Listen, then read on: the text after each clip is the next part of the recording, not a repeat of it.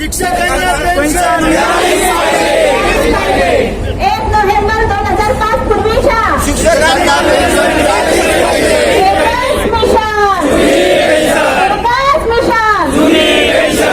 Pension आमच्या pension आमच्या नाही कुणाच्या एकच मिशन एकच मिशन कशी मिळत नाही घेतल्याशिवाय राहत नाही अशी कशी मिळत नाही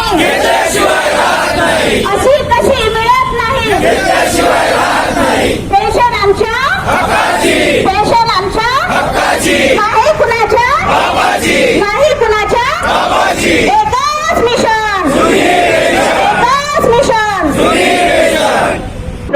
मिशन महाराष्ट्र राज्य पेन्शनग्रस्त शिक्षक कर्मचाऱ्यांच्या इथे नागपूरच्या या संविधान परिसरामध्ये एक मोठं धरणं आंदोलन चालू आहे आणि या आंदोलनाच्या माध्यमातून शासन प्रशासनाला त्यांना आपल्या मागण्याला घेऊन नागपूरच्या या संविधान परिसर आंदोलन करत आहे. आपल्याकडे मान्यवर साहेब जोडलेले आहे. काय सांगा जाणून घ्या, काय त्यांच्या शासनाची मागणी आहे घेऊन ते आज धरण्यावर उतरले आहे. सर आपला परिचय सांगा. महाराष्ट्र राज्य पेन्शनग्रस्त महाराष्ट्र राज्य पेन्शनग्रस्त शिक्षकेतर कर्मचारी संघटनेचा राज्य उपाध्यक्ष मी प्राध्यापक संपत कदम नाशिक.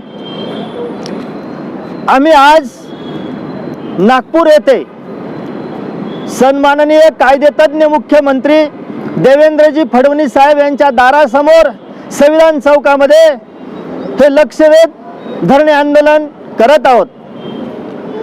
हे लक्षवेध धरणे आंदोलन करण्याच्या अगोदरही आम्ही वेगवेगळ्या ठिकाणी मुंबई, पुणे, नागपूर या ठिकाणी वेगवेगळ्या प्रकारची आंदोलनं केली आहेत. परंतु हे आंदोलन करण्याची वेळ आम्हा शिक्षक बंधू आणि भगिनींवरती काय येत आहेत, तर आमचा मुख्य प्रश्न आहे 1982 ची जुनी पेन्शन योजना.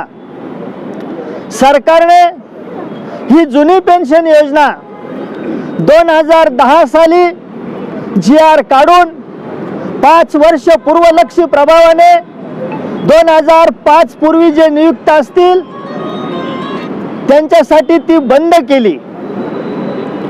परंतु आम्ही 2005 पूर्वी नियुक्त आहोत. त्या काळात सरकारने ग्रँट्स दिल्या नाही, हे सरकारचं कार्य होतं.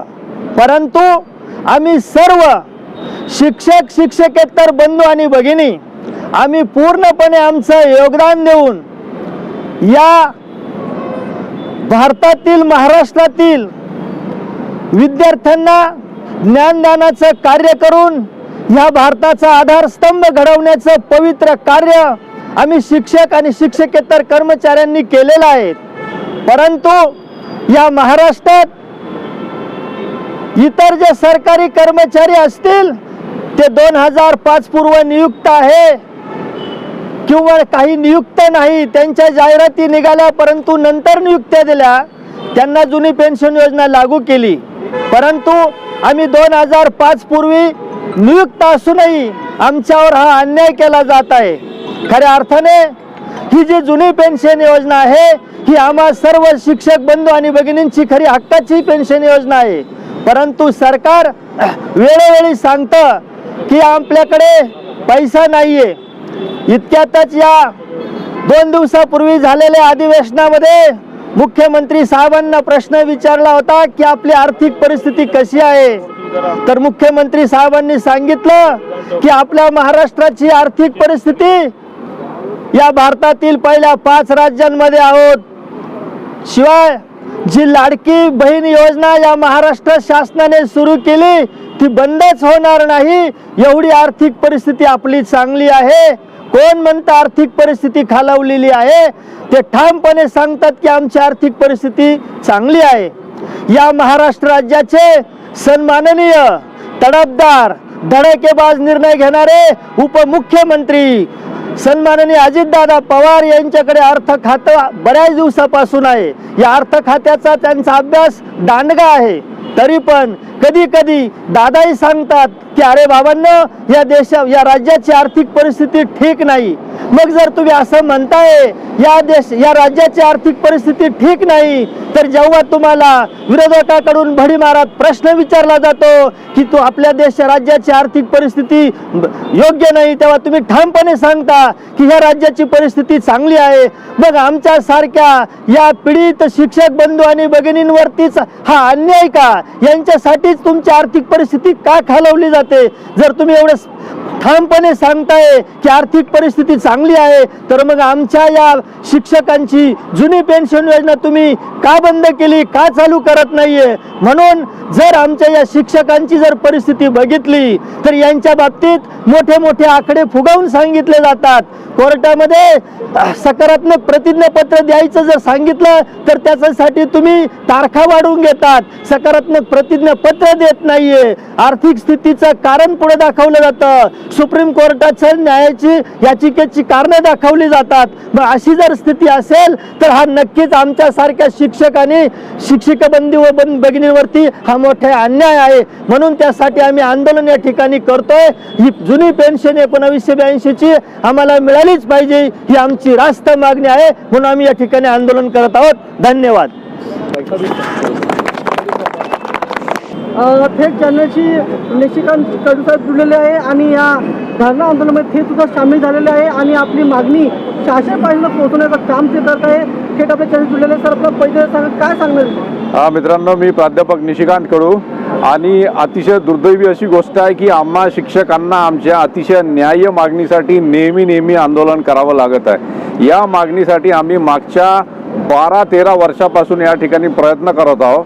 अतिशय न्याय्य मागणी आमची आहे की आम्ही 2005च्या आधी लागलेले लोक आहोत, तर आम्हाला सर्वसामान्य काय म्हणतो आपण एम्प्लॉई आहेत त्यांना दिली जाते अशा प्रकारची जुनी पेन्शन आम्हाला सरकारनं देण्यात यावी, हीच आमची मागणी आहे. आणि या मागणीसाठी आम्हाला सरकार कितीतरी काय म्हणतो आपण त्रास देत आहे किंवा खूप जास्त प्रयत्न करावा लागत आहे. ही अतिशय काय म्हणतो खेदाची आणि दुःखाची बाब आहे असं मला वाटते. शासनाकडे आपण निरंतर ह्या मागणीला धरलेली आहे आणि प्रशासन तुम्हाला आश्वासन देत आहे, परंतु मागणी पूर्ण नाही होत आहे.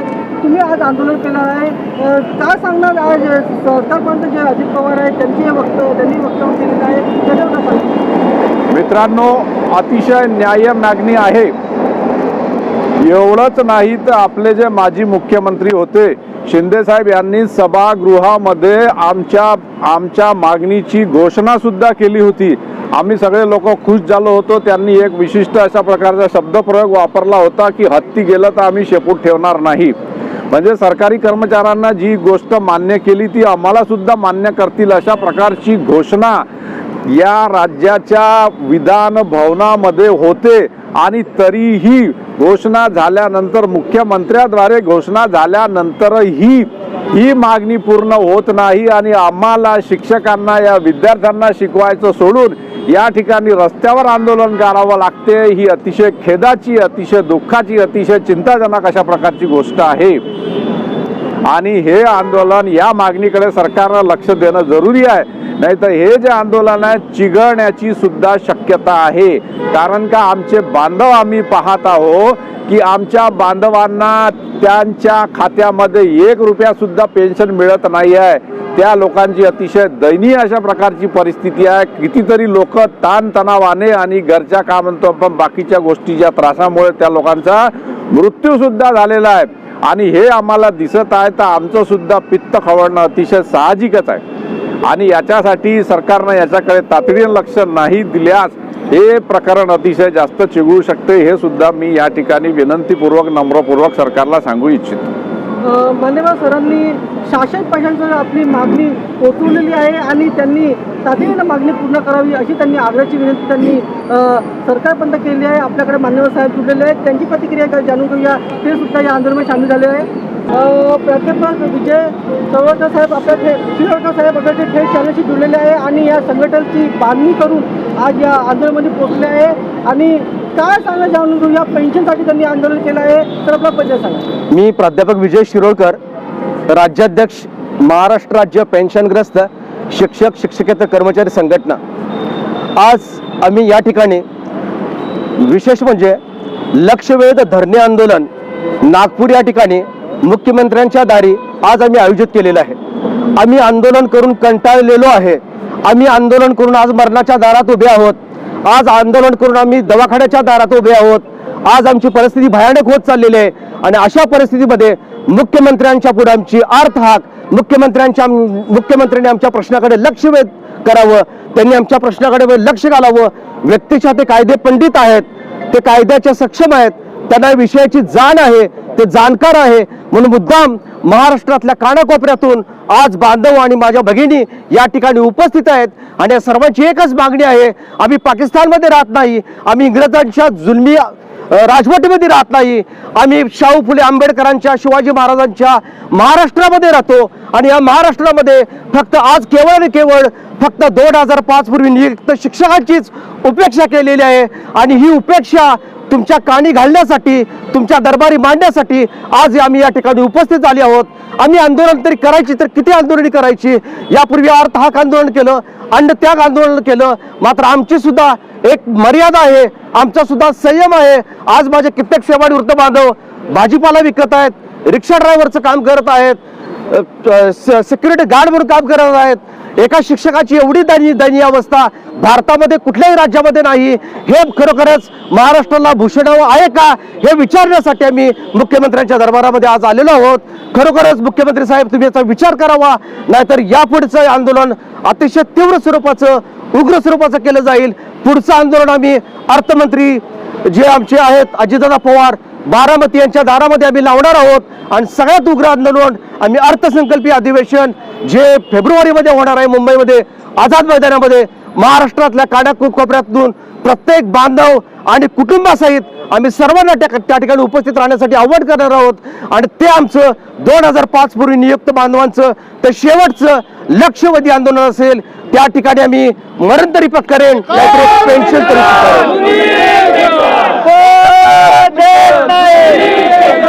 एकच मिशन, अशी कशी देत नाही, अशी कशी देत नाही. एकच मिशन, एकच मिशन. स्टेट कॅबिनेटची भास्कर देशमुख सचिव साहेब जुळलेले आहे आणि ते सुद्धा या मागणीला घेऊन नागपूरच्या संदर्भाचे आंदोलन करत आहे. आणि काय सांगणं चालू आहे सर, आपला पहिला सांगा. मी जुनी पेन्शनग्रस्त शिक्षक शिक्षकेतर कर्मचारी संघटनेचे सचिव भास्कर देशमुख सर, अगदी थोडक्यात शब्दामध्ये तुम्हाला सांगतो की जेव्हा आम्ही पवित्र शिक्षकी पेशा स्वीकारला, जेव्हा आम्हाला महाराष्ट्र राज्य सरकारच्या वतीने अप्रूव्हल देण्यात आलं, ज्या कंडिशनच्या अधीन राहून आमचे नियुक्ती आदेश देण्यात आले, तेव्हा आम्हाला जुनी पेन्शन ही लागू होती. 29 नोव्हेंबर 2010ला हा JR निर्गमित झाला आणि हा जाचक JRच्या माध्यमातून 1 नोव्हेंबर 2005 पूर्व नियुक्त तमाम महाराष्ट्र राज्यातील शिक्षक शिक्षकेतर बंधू भगिनी यांचा समोरची भाकरी खेचून घेण्यात आली. हा जाचक JR हा 29 नोव्हेंबर 2010 रोजी करण्यात आला आणि अनेक पेन्शन पीडित बांधवांच्या वार्धक्यातील हाल अपेष्टा सुरू झाल्या. या चॅनलच्या माध्यमातून मी हे सांगू शकतो की 1 नोव्हेंबर 2005 पूर्वीसुद्धा अनेक वर्ष आमचे हे पेन्शन पीडित बांधव पवित्र ज्ञानदानाचं काम करत होते. ते अनुदान पात्र शाळांमध्ये होते, परंतु त्यांना की आर्थिक भार पेलावत नाही हे कारण देऊन त्यांना अनेक वर्षे अनुदानापासून प्रलंबित ठेवलं आणि पुन्हा त्याच्यामध्ये तुम्ही 100% अनुदानात नाहीत हे कारण सांगून पेन्शनपासून वंचित ठेवलं. एक तर अनुदानापासून प्रलंबित ठेवलं आणि पेन्शनपासून वंचित ठेवलं. आम्ही न्यायपीडित आहोत. या चॅनलच्या माध्यमातून मुख्यमंत्री महोदयांना माझी अर्थहाक आहे की या तमाम महाराष्ट्र राज्यातील पवित्र शिक्षण क्षेत्रामध्ये काम करणाऱ्या शिक्षक शिक्षकेतर बंधू भगिनींची अर्थहाक आपण ऐकावी. आपण न्याय व विधी तज्ज्ञ आहात आणि आम्ही न्यायपीडित आहोत, तर आम्हाला पेन्शन देऊन उपकृत करावे अशी मुख्यमंत्री महोदयांना माझी एक विनंती आहे. जुनी पेन्शन, जुनी पेन्शन कसा देत नाही, घेतल्याशिवाय राहत नाही, कसा देत नाही, घेतल्याशिवाय राहत नाही. 1 नोव्हेंबर 2005 पूर्वीच्या कर्मचाऱ्यांना पेन्शन मिळालीच पाहिजे. 1 नोव्हेंबर 2005 पूर्वीच्या कर्मचाऱ्यांना पेन्शन